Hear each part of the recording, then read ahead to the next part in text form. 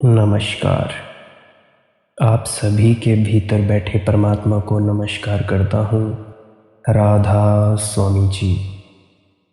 आज के सत्संग का विषय है कि शब्द या नाम की कमाई हम क्यों करें। आज हम वाणी ले रहे हैं गुरु अमरदास जी की। तेरियां खानी तेरियां बाणी, बिन नावै सब परम पुलाणी। यह तीसरी पातशाही श्री गुरु अमरदास जी महाराज की वाणी है। आप जी इस शब्द में बड़ी अच्छी तरह उपदेश दे रहे हैं और हमें गहराई से समझाने की कोशिश कर रहे हैं।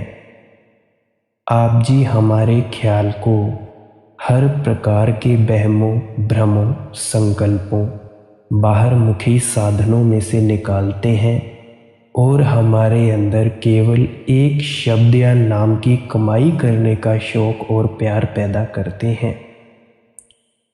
आप फरमाते हैं कि हे परमात्मा, सारी दुनिया की रचना खुद तेरी पैदा की हुई है, लेकिन तेरी रचना के जीव तुझे बिल्कुल भूले बैठे हैं। इन्हें अपने पैदा करने वाले का कोई पता नहीं है। ये रचना की भक्ति, रचना के प्यार में लगे हुए हैं। इसीलिए ये वहमों भ्रमों में फंसकर यहीं भूल फिरते हैं। आखिर ये किन भ्रमों में फंसे हुए हैं? ये इस रचना को असल समझ बैठे हैं, जबकि रचना को नष्ट हो जाना है। यह इसे असल समझकर इसके मोह या प्यार में फंसे हुए हैं। और आखिर इसका क्या नतीजा होता है? इन्हें बार बार जन्म लेना पड़ता है, बार बार मरना पड़ता है। जब तक रचना के जीव तेरे साथ प्यार नहीं करते, तेरे नाम की कमाई नहीं करते, इनका इस रचना से छुटकारा नहीं हो सकता। ये जन्म मरण के दुखों से बच नहीं सकते। गुरु साहिब जी फरमाते हैं कि यह रचना 4 हिस्सों में बांटी जा सकती है। पहला हिस्सा है अंडज, दूसरा हिस्सा है जेरज, तीसरा हिस्सा है स्वेदज और चौथा उद्विज। एक वे जीव हैं जो अंडों में से पैदा होते हैं, जैसे चिड़ियाँ, कबूतर आदि। दूसरे वे जीव हैं जो झिल्ली में लिपटे हुए पैदा होते हैं, जैसे गाय, भैंस, घोड़े इत्यादि। इंसान भी इसी किस्म में आ जाता है। तीसरे वे जीव हैं जो मौसम की तब्दीली से पैदा होते हैं, जैसे मक्खियाँ, मच्छर, जुएं, कीड़े मकोड़े वगैरह। चौथे घास फूस है। गुरु साहिब जी कहते हैं कि तेरी चारों प्रकार की रचना के किसी भी जीव को तेरा और तेरे नाम का कोई पता नहीं है। इसीलिए ये भ्रमों में पड़कर देह के बंधनों और जन्म मरण के दुखों में फंसे हुए हैं। आप जी फरमाते हैं कि जिस तरह 4 तरह की खानियां हैं, उसी तरह 4 तरह की वाणी है। परा, पश्यंती, मध्यमा, वैखरी। एक जो मैं बोलता हूँ आप सुनते हैं, दूसरी जो गले के जरिए बोली जाती है, तीसरी हृदय के जरिए बोली जाती है, चौथी जो योगी नाभि के जरिए हिलोर उठाते हैं। गुरु साहिब जी कहते हैं कि जिस नाम का मैंने जिक्र किया है, वह इनमें से किसी वाणी में नहीं आता। वह नाम लिखने, पढ़ने, बोलने में नहीं आता। उसका कोई समय निश्चित नहीं कर सकता, उसका कोई इतिहास नहीं लिख सकता। गुरु साहिब जी ने, गुरु नानक देव जी ने उसे सच्चा शब्द या सच्चा नाम कहकर समझाने की कोशिश की है। सच का मतलब है वह जो कभी नाश या फनाह नहीं होता। जब तक रचना के जीव उस नाम के साथ ख्याल नहीं जोड़ते, उनका इस रचना से देह के बंधनों से, जन्म मरण के दुखों से छुटकारा नहीं हो सकता। आखिर वह नाम कौन सा है? गुरु अमरदास जी कहते हैं, नामे ही ते सब किछ होया। गुरु अर्जुन देव जी कहते हैं, नाम के धारे खंड ब्रह्मंड। हम उस नाम की खोज करना चाहते हैं जिस नाम ने दुनिया की रचना की है, जिस नाम के आधार पर खंड ब्रह्मांड खड़े दिखाई देते हैं। गुरु अर्जुन देव जी फिर फरमाते हैं, खोजत खोजत खोजया नामै बिन कूर। हम खोज खोज कर इस नुक्ते या नतीजे पर पहुँचे हैं कि जिस नाम के जरिए परमात्मा ने दुनिया की रचना की है, वह नाम कभी नाश नहीं होता। जो कुछ उस नाम ने पैदा किया है उसे नाश होना है, लेकिन नाम कभी नाश नहीं होता। गुरु अमरदास जी कहते हैं, हर बिन सब किछ मैला संतो। उस मालिक के बगैर सब मैल है, सब झूठ है, सभी को हमारा साथ छोड़ देना है। हम आशा की वार में पढ़ते हैं, कूड़ कूड़े नेह लगा विसरिया करतार। किस नल की च दोस्ती सब जग चलन हार। हमारा यह शरीर भी कूड़िया नाशवान है। किसी को 70 साल के लिए मिला है, किसी को 90, 100, आखिर 120 साल के लिए मिला है। जितनी जितनी सांसें हमें खुदा ने बख्शी हैं, उन्हें भोगने के बाद हरेक ने देह को यहीं छोड़ जाना है। किसी की मिट्टी के, किसी की अग्नि के स्पुर्द होकर यह शरीर रह जाता है।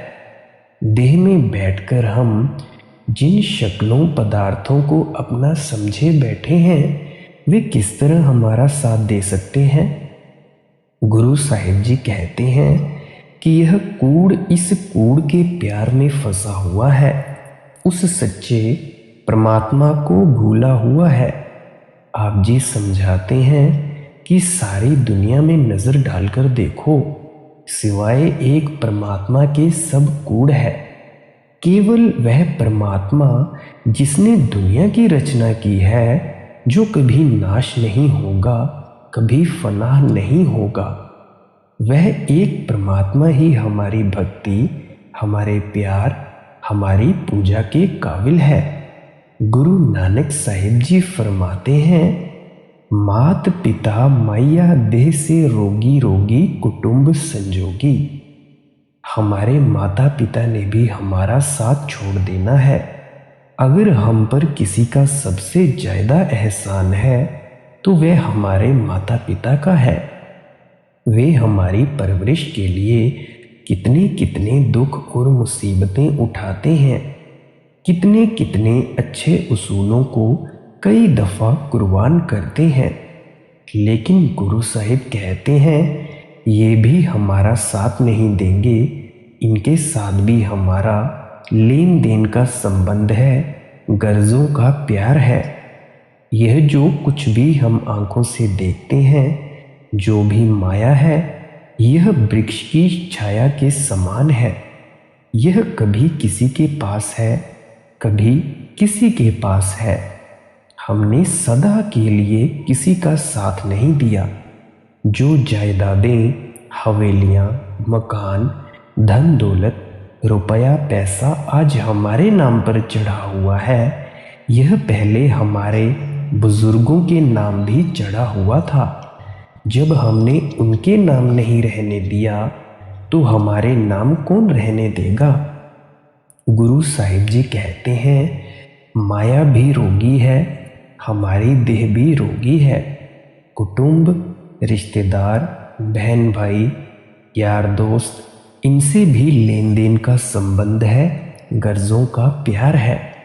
कोई स्त्री बनकर आ गया, कोई पति बनकर आ गया, कोई बाल बच्चे बनकर आ जाते हैं, तो कोई यार दोस्त बनकर आ जाते हैं। जितना जितना किसी का हिसाब किताब है, उसे चुकाने के बाद सब अपने अपने रास्तों पर चले जाते हैं। आखिर ऐसा सोचें कि किसी थिएटर में आकर सारे एक्टर्स एक्ट्रेसेस अपना अपना पार्ट अदा करते हैं। कोई राजा का करता है, कोई रानी का, कोई हीरो का, कोई हीरोइन का, आखिर कोई विलेन का करता है। यह दुनिया भी एक बहुत बड़ी स्टेज का थिएटर है।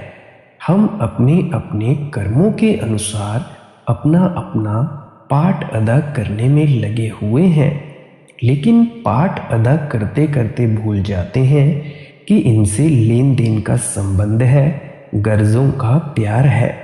हम इन्हें अपना समझकर इनसे प्यार करने लग जाते हैं।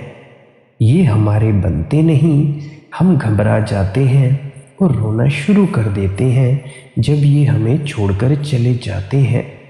गुरु साहिब जी कहते हैं, रोगी सगल संसारा, कि सारी दुनिया रोगी है, सबको नाश हो जाना है, नष्ट हो जाना है, फना हो जाना है।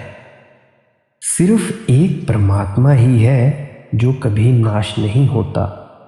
इसीलिए गुरु अमरदास जी कहते हैं, हर की पूजा दुलंभ है संतो, कहना कछु न जाई। उस मालिक की भक्ति की महिमा का तो कभी बयान ही नहीं किया जा सकता।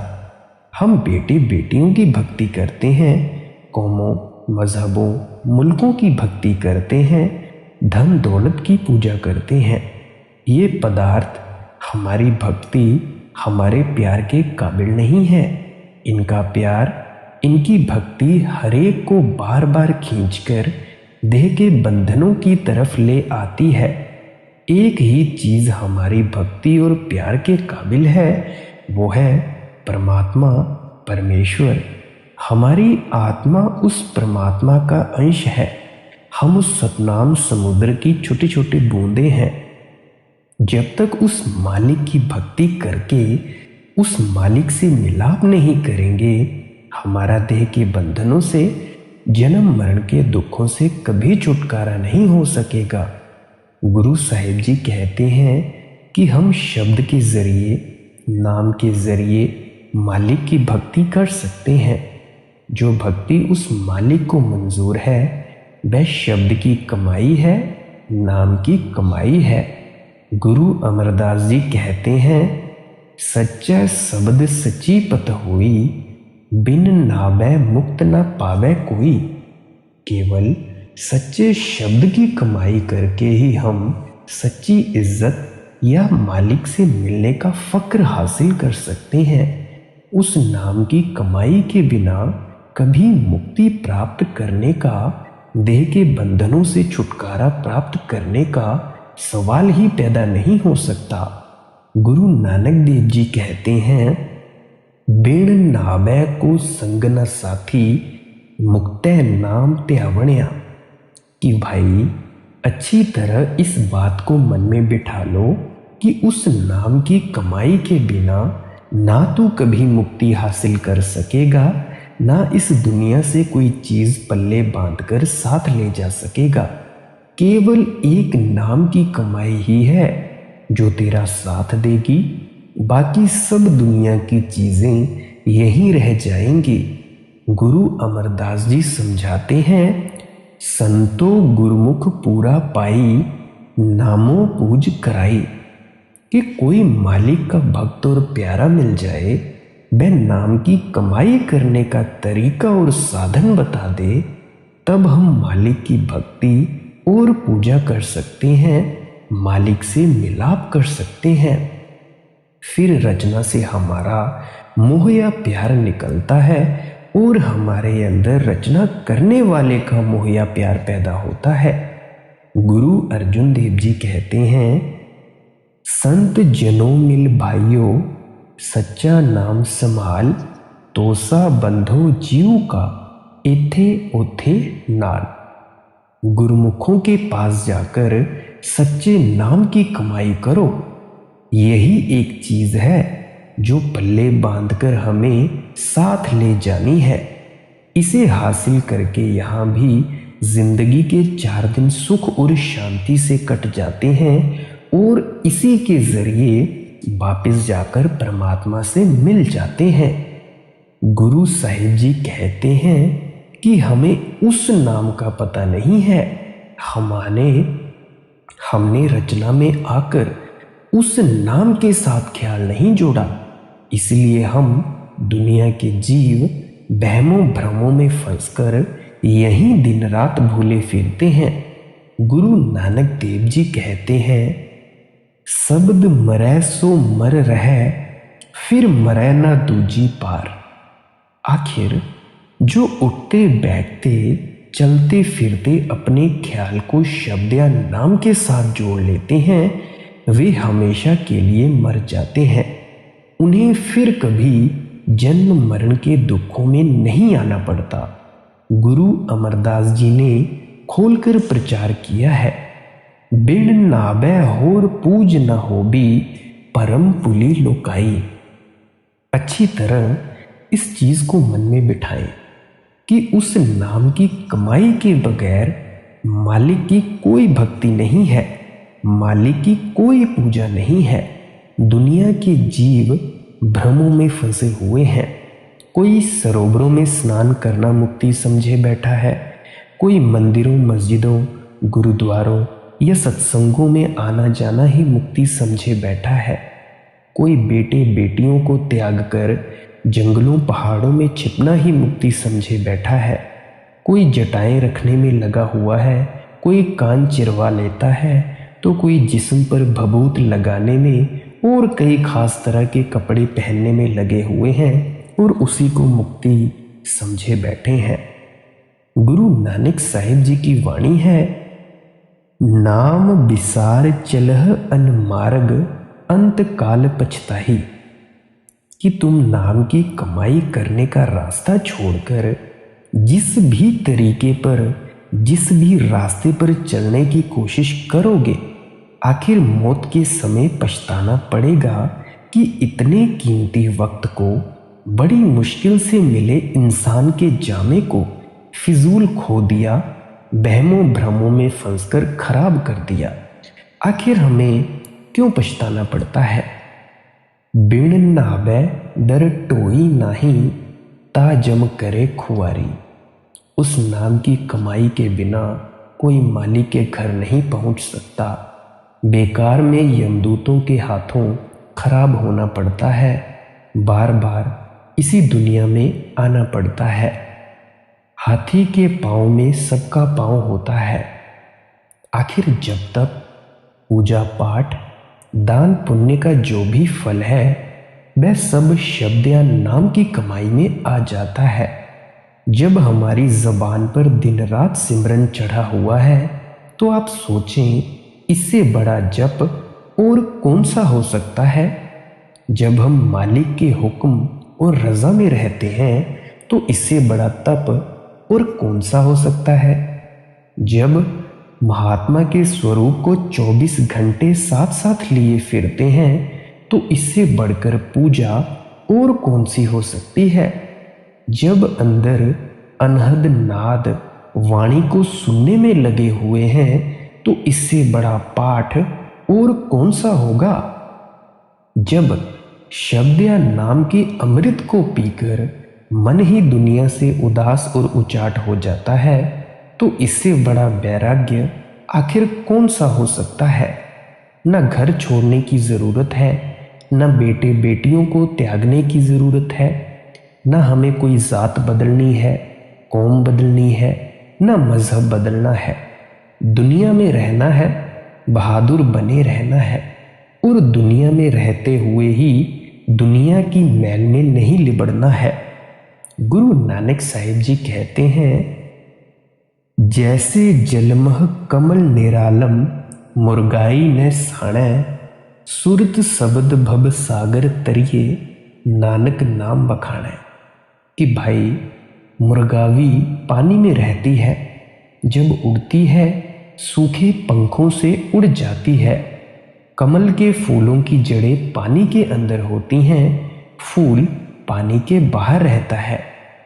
इसी तरह तू अपनी सूरत को अंदर आंखों के पीछे लगाकर शब्द से जोड़कर इस भवसागर से पार हो सकता है। नाम की कमाई को ही गुरु साहिब ने सुरत शब्द का अभ्यास कहा है, उसे अकथ कथा विचारना कहा है, हुक्म मानना कहा है, सच्ची वाणी को पकड़ना कहा है और कोई कई शब्दों से समझाने की कोशिश की है। आखिर मन में ख्याल आता है कि जिस नाम की गुरु साहिब ने इतनी महिमा की है वह नाम कहाँ है। गुरु अमरदास जी समझाते हैं, शरीरहु पालन को बाहर जाए, नाम न लहै बहुत बेगार दुख पाए। कि जो लोग शरीर या देह के बाहर उस नाम को ढूंढने में लगे हुए हैं वे तो अपना कीमती वक्त बर्बाद कर रहे हैं। आखिर वे बेगारी कहलाए जाते हैं। बेगारी क्या होता है? बेगारी वो होता है जो बेचारा सारा दिन मेहनत करता है, खून पसीना एक कर देता है, लेकिन उसके हाथ पल्ले कुछ नहीं पड़ता। हम बेगारी को एक कोल्हू का बैल भी कह सकते हैं। सारा दिन चलता है, घूमता है, थकता है, पसीने की बूंद बूंद निचोड़ देता है, लेकिन पहुंचता कहीं भी नहीं। अगर कोई चीज हमारे घर के अंदर खो जाती है और उसे हम बाहर सड़कों पर, बाजारों में, खेतों में जाकर ढूंढना शुरू कर दें तो हम उस वस्तु को कैसे पा सकते हैं? जिस नाम की गुरु घर ने इतनी महिमा की है वह नाम हमारे शरीर के अंदर है, हमारी देह या वजूद के अंदर है। गुरु अमरदास जी की वाणी है, इस काया अंदर बसत असंखा, गुरमुख साच मिले ता बेखा, नौ दरवाजे दसवें मुक्ता, अनहद शब्द बजावणिया। फिर से सुने, 9 दरवाजे 10वें मुक्ता, 9 दरवाजे 10वें मुक्ता, अनहद शब्द बजावणिया। ये जो हमारा शरीर है ये केवल हड्डियों, चमड़ा, मांस का ही बना हुआ नहीं है। यह 5-6 फुट लंबा मिट्टी का पुतला ही नहीं है। इसके अंदर परमेश्वर ने अनगिनत वस्तुएं, बेशुमार भंडार रखे हुए हैं। आखिर ये भंडार इतने हैं कि यहाँ तक कि परमात्मा खुद हमारे शरीर के अंदर बैठ गया है और अपने मिलने का रास्ता भी उसने हमारे शरीर के अंदर ही रख दिया है। इस बात की सूझ और समझ कब आएगी? जब कोई मालिक का सच्चा भक्त मिल जाएगा, सच्चा प्यारा मिल जाएगा। वह क्या तरीका बताता है? 9 दरवाजे 10वें मुक्ता, अनहद शब्द बजावणिया। वह समझाता है कि जिस परमात्मा की तुझे खोज है, गुरु साहिब आगे खोलकर बताएंगे कि वह हमारे शरीर के अंदर बैठा हुआ है, हमारी देह या वजूद के अंदर बैठा हुआ है। हमारा रूहानी सफर पैरों के तलवों से लेकर सिर तक है। इस सफर की 2 मंजिलें हैं। एक मंजिल आंखों तक है, दूसरी मंजिल आंखों से ऊपर है। शरीर के अंदर जो रूह और मन की जगह है, जिसे गुरु साहिब ने घर दर कहा है, मुक्ति का दरवाज़ा कहा है, तिल कहा है, वह जगह हरेक की आंखों के पीछे है। यहाँ से हमारा ख्याल उतरता है 9 द्वारों, 2 आंखें, 2 कान के सुराख, 2 नाक के सुराख, मुंह, नीचे 2 इंद्रियों के सुराख के जरिए हमारा ख्याल सारी दुनिया के अंदर फैल जाता है।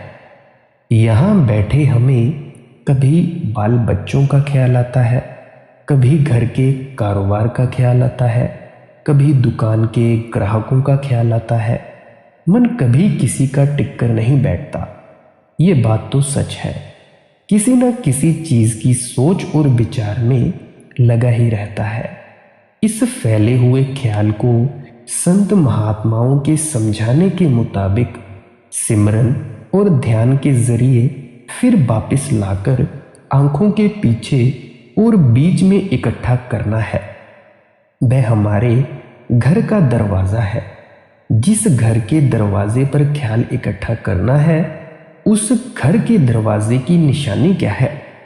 गुरु साहिब कहते हैं, अनहद शब्द बजावण्या, कि उस घर के दरवाजे पर हरेक के अंदर अनहद शब्द धुनकारें दे रहा है। वह मीठी और सुरीली आवाज जो मालिक की दरगाह से उठ रही है, वह चोरों के अंदर भी है, वह ठगों के अंदर भी है, साधुओं संत महात्माओं के अंदर भी है। वहां किसी कौम का, मजहब का, मुल्क का कोई सवाल पैदा नहीं होता है। कोई हिंदू होकर अंदर जाए, सिख ईसाई होकर अंदर जाए, जो खुशकिस्मत भाग्यशाली जीव आंखों के पीछे ख्याल इकट्ठा करता है, वह अपने अंदर से उस शब्द की आवाज को सुनना शुरू कर देता है, उस शब्द के प्रकाश को देखना शुरू कर देता है। हम उस आवाज को सुनकर, म्यूजिक को सुनकर अंदर घर का रुख कायम कर लेते हैं। उस प्रकाश के जरिए, रोशनी और ज्योति के जरिए अंदर अपना रूहानी सफर तय करना शुरू कर देते हैं। इस तरह हम मंजिल दर मंजिल अपने घर वापस आ जाते हैं।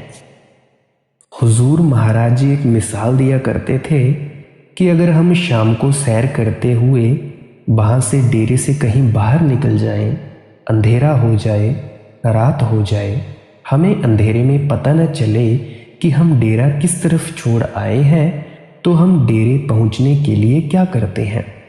हम बड़े ध्यान से सुनते हैं। डेरे की तरफ से कोई ना कोई आवाज़ आती हो, किसी सायरन की आवाज़ आती हो, किसी घंटी की आवाज़ आती हो, उस आवाज़ को सुनकर हमें एकदम डेरे का रुख का पता चलता है कि डेरा इस तरफ है, उस तरफ है, दाईं बाईं, आगे या पीछे की तरफ है। रुख का पता तो चल गया, लेकिन रास्ते में अंधेरा है, ऊंची नीची ज़मीन है, झाड़ियाँ हैं, कहीं पानी भी होगा। और अगर हम साथ में टॉर्च, मोबाइल फ़ोन की टॉर्च, बैटरी, हम उससे रास्ता देखते देखते घर में वापस आ जाते हैं या डेरे में वापस आ जाते हैं। अब ये देखो कि कौन सी चीज़ हमें वापस लाई। हमें वह आवाज़ और प्रकाश वापस लाया। इसी प्रकार हम जो परमात्मा के घर से भूले हुए हैं, परमात्मा ने अपने तक पहुंचने के लिए हम सबके अंदर वह आवाज़ भी रखी है, वह प्रकाश भी रखा हुआ है। इसीलिए गुरु साहिब जी अपनी वाणी में निर्मल नाद का जिक्र करते हैं, शब्द की धुनकार धुनों का जिक्र करते हैं, उस ज्योति या प्रकाश का जिक्र करते हैं। तो इसीलिए प्यारी साध संगत जी, हमें भजन सिमरन को वक्त देना चाहिए, चाहे सुबह दे, शाम दे या रात दे। भजन सिमरन का कोई खास वक्त नहीं होता। वक्त वही है जब आप चुपचाप होकर सारी दुनिया से पकड़ छोड़ दे और बैठें। इससे ही आपका अनाहत नाद शब्द धुन शुरू होगा। तो प्यारी साध संगत जी, आज का सत्संग यही समाप्त होता है और अंत में आपके अंदर बैठे परमात्मा को प्रणाम करता हूँ। राधा स्वामी जी।